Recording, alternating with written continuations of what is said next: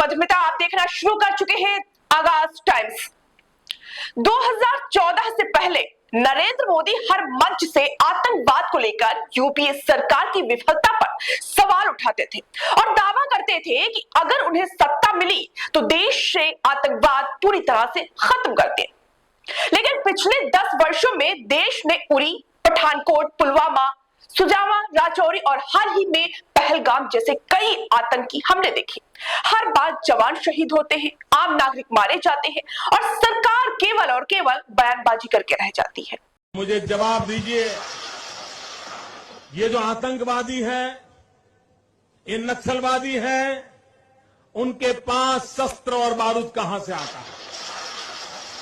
वो तो विदेश की धरती से आता है और सीमाएं संपूर्ण रूप से आपके कब्जे में है। सीमा सुरक्षा बल आपके कब्जे में है। मैंने उनको दूसरा सवाल पूछा, हमने कहा आतंकवादियों के पास धन आता है, हवाले से आता है, पूरा मनी ट्रांजैक्शन का कारोबार भारत सरकार के कब्जे में है, आरबीआई के अंडर में है, बैंकों के माध्यम से होता है।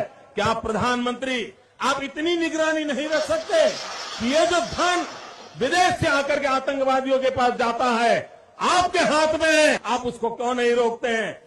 मैंने तीसरा सवाल उनको पूछा कि विदेशों से घुसपैठ आते हैं, घुसपैठ आतंकवादियों के रूप में आते हैं, आतंकवादी घटनाएं करते हैं, भाग जाते हैं।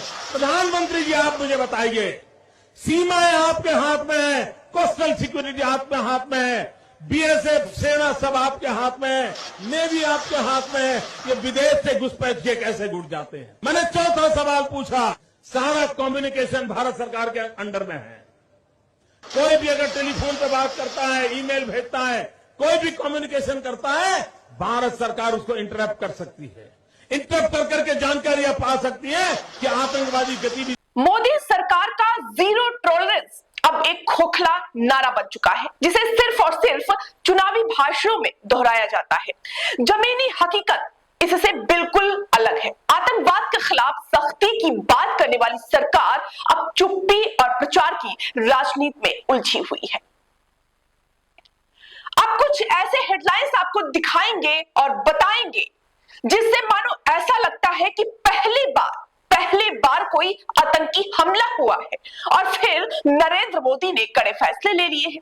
देखिए, एक एक करके आपको हेडलाइंस दिखाते हैं। सबसे पहले आप स्क्रीन पर देखिए इस हेडलाइन को। इसमें क्या लिखा हुआ है? 48 घंटे में भारत छोड़े, पानीपत पहलगाम आतंकी हमले के बाद मोदी सरकार के 5 बड़े फैसले, जिससे कराह उठेगा पाकिस्तान। दूसरी हेडलाइन देखिए, आतंक पर फाइनल स्ट्राइक की तैयारी, पहलगाम हमले के बाद मोदी सरकार के अब तक के बड़े एक्शन। तीसरी हेडलाइन भी देखिए, पहलगाम हमले के बाद पीएम मोदी का सख्त आदेश, मिट्टी में मिला देंगे, आतंकवादियों की कल्पना से बड़ी सजा देंगे। इसे भी देखिए।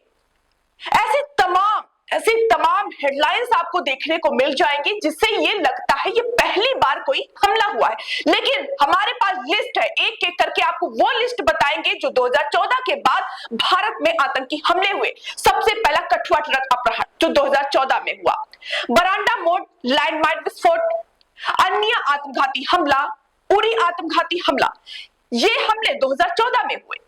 कठुआ पुलिस स्टेशन आत्मघाती हमला, शोपिया जिला उग्रवादी हमला, ये 2015 में हमले हुए। पठानकोट एयरबेस हमला, बारामूला सैनिक काफिला घात हमला और उरी हमला, ये 2016 में आतंकी हमले हुए 2014 के बाद। शोपिया पेट्रोल पार्टी हमला 2017, कुलगाम बैंक वैन पर घात हमला, ये भी 2017 में हुआ। अनंतनाग सैनिक काफिला घात हमला, अमरनाथ यात्रा जनसंहार हमला, ये 2017 में हुए। सोपोर आईईडी विस्फोट, सुजामा सैनिक स्टेशन आत्मघाती हमला और शोपिया जिला अरहामा उग्रवादी हमला, ये 2018 में आतंकी हमले किए गए देश पर। नरेंद्र मोदी का वो बयान किस काम का? कहा गया वो 56 इंच का सीना, कहा गई वो लाल लाल आंखें। ये देश की जनता अब सवाल पूछ रही है नरेंद्र मोदी से कि आपकी सत्ता पिछले 10 सालों से है, फिर ये लगातार आतंकी हमले क्यों हो रहे हैं? तो ऐसे देश दुनिया की तमाम बड़ी खबरों को देखने के लिए जुड़े रहिए आगाज टाइम के साथ। नमस्कार।